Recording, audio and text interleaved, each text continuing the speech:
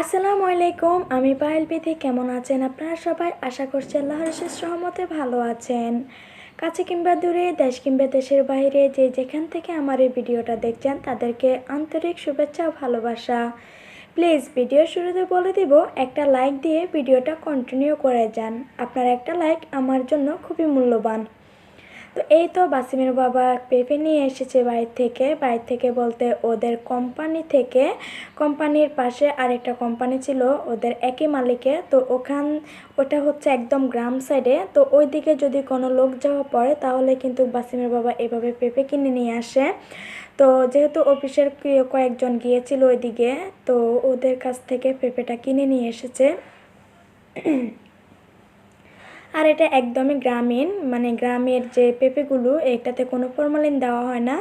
একদম গাছের থেকে পাড়া পেঁপে, গৃহস্থীয় পেঁপে বলা হয় যাকে, বা আমরা গ্রাম দেশে যাকে বলে যে গৃহস্থীয় পেঁপে, মানে হচ্ছে যে একদম একটা লোকের বা একটা পরিবারের গাছ থেকে এমনটাই বলা যায় আর কি। একদম বাজারজাত যে পেঁপেগুলো ওগুলো না কিন্তু।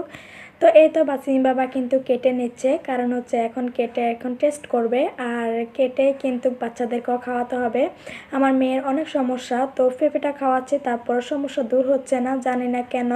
মূলত ওর জন্যে পেঁপেটা কিনা, কারণ আমরা যেখানে থাকি এখানে কিন্তু এরকম মানে একদম বা ফরমালিন ছাড়া কোনো পেঁপে পাওয়া যায় না কিন্তু। তারপর কিন্তু যে এখানে আমি পরোটা বানিয়ে ফেলবো, যেহেতু রুটি শেষ আর পরোটা শেষ। আজকে কয়েকদিন যাবৎ কিছুই বানানো হচ্ছে না। বাসিম বাবা কালকে অফিসে কিছু না খেয়ে চলে গেছে, তো আমার এটা খুব ভালো লাগছে। আমি নিজেও কিন্তু খুব অসুস্থ, পাচ্ছিলাম না যে রুটি বানাই বা পরোটা করি।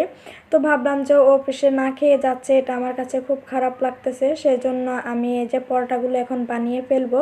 তো এটা বানানোর সময় আমি কিন্তু কোনো রকম আটা ইউজ করতেছি না, আটা দিব না। জাস্ট এটাকে তেলে মেখে তারপর গরম পানি, আমরা যেভাবে আটার মানে পরোটার যে ডোটা করি ওরকম করে কিন্তু আমি এটাকে ভাজ করে রেখে দিয়েছি। আর এটাতে এখন বেলার সময় আমি কোনো রকম আটা দিব না, কারণ আটা যদি ছিটিয়ে দিই তাহলে এগুলো আমরা যখন পরোটা তাওয়ায় সেঁকতে যাই তখন কিন্তু কেমন জানি পুড়ে পুড়ে যায়, একদমই ভালো লাগে না। তো আমি যখন এই পরোটা বানাচ্ছিলাম, তো এখানে বাসিমের বাবা এসে দেখছে আমি পরোটা বানাচ্ছি। আর ওর অনেক খারাপ লাগছে যে তুমি অসুস্থ, তাও তুমি এখন বানানোর কি দরকার ছিল। আমি বললাম যে না বানালে অফিসে তুমি কি খেয়ে যাবা, কারণ আজকে সকালবেলা না খেয়ে গেছে, আমার কাছে ভীষণ খারাপ লেগেছে। সেই জন্য আমি কিন্তু পরোটাটা এখন বানাচ্ছি। তো বললো ঠিক আছে তুমি আমার কাছে দাও, আমি তোমাকে বানিয়ে দিচ্ছি। তো ও কিন্তু পরোটাটা বানাচ্ছে আর আমার এত হাসি পাচ্ছে যে হাজব্যান্ডকে দিয়ে, যে শিশির আপু একটা কথা বলেছিল না যে হাজব্যান্ডকে দিয়ে কাজ করানোর মজাই কিন্তু এক ধরনের আলাদা। তো আসলে কি বলবো, সত্যি কথা শিশির আপু, আজকে তোমার কথাটা খুব বেশি করে মনে পড়ছে। হাজব্যান্ড যখন এই যে পরোটা বানাচ্ছে আর তোমার এই কথাটা আমার মনে পড়তেছে যে হাজব্যান্ডকে দিয়ে কাজ করানোর মজাই কিন্তু আলাদা। তো যখন পরোটাগুলো বানাচ্ছে একটা কিন্তু অলরেডি লাভ সেট মানে হার্ট সেট হয়ে গেছে। তো যখন হার্ট শেপ হয়ে গিয়েছে আমি তখন হাসলাম, আর এটাকে প্রথমে লম্বা করলো, আমি তখনও হেসেছিলাম, এখনও বয়স দেওয়ার সময় খুবই হাসি পাচ্ছে। তো এই যে এখন লম্বা করে বেলে আবার কিন্তু এটাকে কেমন করে জানি বেলছে। তো আমি বললাম যে এটাতে এরকম আগা ভাগা হয়ে গেল কেন, আমি এত সুন্দর করে এটাকে ভাঁজ করে যে পরোটা বানাবো, একটা শেপ হবে, এটা চতুর্ভুজ আকৃতি একটা শেপ হবে। আর তুমি চতুর্ভুজ না করে তো বহুভুজ করে ফেলেছ, অসুবিধা নাই, তোমার আপুদেরকে বলিও যে আমি এটাকে একটা মানচিত্র বানিয়েছি। তো এটাই আর কি। তো আচ্ছা অলরেডি বানানো শেষ। তো এটা কিন্তু আমার মূলত গতকালকের রাত্রের ভিডিও ছিল। তারপর সকাল থেকে কিন্তু কোনো রকম ভিডিও অন করিনি আমি, যেহেতু সকালবেলা অনেক ব্যস্ততার মধ্যে যায় আমার। একদম দুপুরবেলা থেকে ভিডিও অন করছি, দুপুর বলতে 11:30 বাজে তখন। তো আজকে যেহেতু আকাশটা একটু মেঘলা মেঘলা, জানি না কোন কোন জায়গায় আকাশটা এরকম মেঘলা হয়ে আছে। আমি যে জায়গায় থাকি গাজীপুর, ঢাকায় কিন্তু অনেক মেঘলা আকাশ হয়ে আছে। তো আজকে ভাবলাম যে যেহেতু মেঘলা আকাশ আর সকাল ভোরেও নাকি একটু বৃষ্টি হয়েছিল, সেটা যদি আমি জানি না, বাসিমের বাবা বলেছিল যে সকালবেলা নাকি একটু বৃষ্টিও হয়েছে। তো যখন একটু মেঘলা মেঘলা আকাশ, ঠান্ডা ঠান্ডা পড়ছে, তো ভাবলাম যে একটু খিচুড়ি করে ফেলি। আর আমার খিচুড়ি তো সবাই জানেনই, আমি পোলাও চাল থেকে ভাতের চাউলের খিচুড়িটা সবচেয়ে বেশি পছন্দ করি। যেদিন থেকে খাওয়া আরম্ভ করেছিলাম সেদিন থেকে। তো এই তো আমি খিচুড়িটা কিন্তু বসিয়ে দিচ্ছি। আর এটা দেখানোর মতন বা শেখানোর মতন কিছুই হয়নি, তারপরে ভিডিওটা অন করে রেখেছিলাম। তো সব ধরনের মশলা দিয়ে কিন্তু আমি এখানে খিচুড়িটাকে বসিয়ে দিচ্ছি।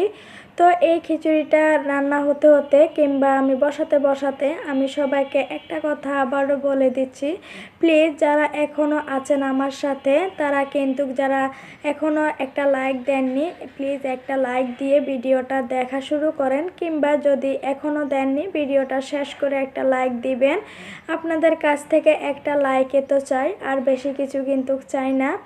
তো একটা সাবস্ক্রাইবও যদি মন চায় ভালোবাসে, তখন কিন্তু একটা সাবস্ক্রাইবও করতে পারেন। আর অনেক আপুরা আছেন করে আবার চলে যান, জানি না কেন এসব করেন। এই তো তারপর কিন্তু এখানে একটু গরু মাংস করব। আর এই গরু মাংসটা আমি একদম ছাড়াতেই পাচ্ছিলাম না, অনেকক্ষণ ধরে ভিজিয়ে রেখেছি। আর এটার সাথে আমি এক প্রকার যুদ্ধ শুরু করে দিয়েছি মাংসটা সারানোর জন্য, কিন্তু কোনোভাবে এটা ছাড়ছে না। তো আর কি করব, কারণ হচ্ছে অনেক লেট হয়ে গিয়েছে, প্রায় 12টা 12:30 মতন বেজে গিয়েছে, এখনও রান্না কমপ্লিট করতে পারিনি। আর রান্না যদি কমপ্লিট না করতে পারি তাহলে আমার কাছে ভালো লাগে না, কারণ বাচ্চাদেরকে টাইম মতন যদি না খাওয়াতে পারি তাহলে একটু ভালো লাগে না। আসলে সকালবেলা যখনই নাস্তা খাওয়া হয়ে যায় তখন যদি একটু হেলান দিই কাজের মধ্যে, তখনই কিন্তু অনেক লেট হয়ে যায়। আসলে এই কাজটা করা উচিত না, কখনো কিন্তু করি না, কিন্তু যখন শরীরটা খারাপ থাকে তখন একটু হেলান দিই কাজে, যে ঠিক আছে এই কাজটা একটু পরে করছি বা আর একটু পরে, এরকম করতে করতে আসলে লেট হয়ে যায়।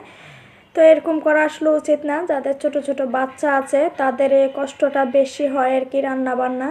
তো ওইদিকে কিন্তু আমার খিচুড়িটা হচ্ছে, আর এদিকে গরুর মাংসটা আমি বসিয়ে দিচ্ছি। এখানে একটু সয়াবিন তেলের সাথে, আমি মূলত সয়াবিন তেল খাই না, পশচন যে তেলটা ওটা আমি খাই, কারণ বাসিম বাবাকে ডাক্তারে বলেছিল ওই তেলটা খাওয়ার জন্য, ওইটা নাকি খুবই স্বাস্থ্যকর একটা তেল। তো আচ্ছা যাই হোক, ওর সাথে একটু সরিষার তেলও অ্যাড করে দিয়েছি। আর সরিষার তেলটা দিলে আমার মনে হয় কেন জানি মাংসের কালারটা খুব সুন্দর হয়, আর খেতেও ভীষণভাবে ভালো লাগে, সুন্দর একটা ফ্লেভার পাওয়া যায় এই আর কি। তো এই তো মাংসটা বসিয়ে দিচ্ছি। আর আজকে ভেবেছিলাম কিছু আপুর কমেন্ট পড়ব, সরি, আমি যে কমেন্টগুলো লিখে রেখেছিলাম আমার ডায়েরির পাতাতে সেটা আমার ছেলে ছিঁড়ে ফেলেছে, আমি আসলে বলতে পারবো না। কিন্তু এখন যখন ডায়েরিটা খুলতে গিয়েছি দেখি যে আমার ওই পাতাটা নেই, অবশ্য ওই পাতা না, শুধু ওইটার সাথে আরও 2-1টা পাতাও নাই। ও যে এলোমেলো করে ছিঁড়ে ফেলেছে এটা আসলে আমি বুঝতে পারিনি বা দেখিনি, দেখলে হয়তো এটাকে আবার নতুন করে আমি কমেন্টগুলো লিখে রাখতাম বা আপুদের নামটা বলতাম। তো আজকের জন্য ক্ষমা চেয়ে নিচ্ছি, সরি আপুরা, আপনাদের নামগুলো, যাদের নামগুলো লিখেছিলাম সেগুলো আমি বলতে পারিনি। তো ইনশাল্লাহ নেক্সট কোনো ভিডিওতে আমি আপনাদের নামগুলো বলবো, আপনাদের সাথে আমার যে ভালোবাসার মধুর একটা সম্পর্ক সেটা অবশ্য উল্লেখ করব ইনশাল্লাহ। তো এই তো আমার মাংসটা আমি কষিয়ে এখন বসিয়ে দিব। আর এদিকে কিন্তু আমার খিচুড়ি রান্নাটা হয়ে গিয়েছে, তারপর কিন্তু আমি এখানে একটু বাগার দিয়ে ফেলেছি বা পুরন দিয়ে ফেলেছি, আসলে আমি বাগার বলি, জানি না কে কী বলে, যে কিন্তু অনেক আপুদেরকে বলেছি পুরন বলতে, তো আচ্ছা দুইটাই বললাম, যে যেটা খেতে বুঝেন। তো এই তো আজকে কিন্তু খিচুড়িটা একদম লেটাভাবে রান্না করেছি, মানে একদম পানি পানিভাবে রান্না করেছি। অনেক দিন যাবৎ এইভাবে এত লেটা খিচুড়ি বা নরম খিচুড়ি আমি রান্না করি, কিন্তু এতটা নরম করে রান্না করি না। কিন্তু আজকে কেন জানি খুব ইচ্ছা করছে একদম নরম করে পানি পানি করে রান্না করে, তো সেজন্য আজকে এইভাবে রান্না করেছি।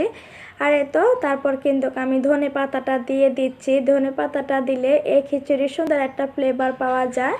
আর এটার সাথে যে শীতকালীন যে সবজি ফুলকপি গাজর এগুলা যদি দেওয়া যায় কালারফুলও হয় আর খেতেও ভীষণভাবে ভালো লাগে।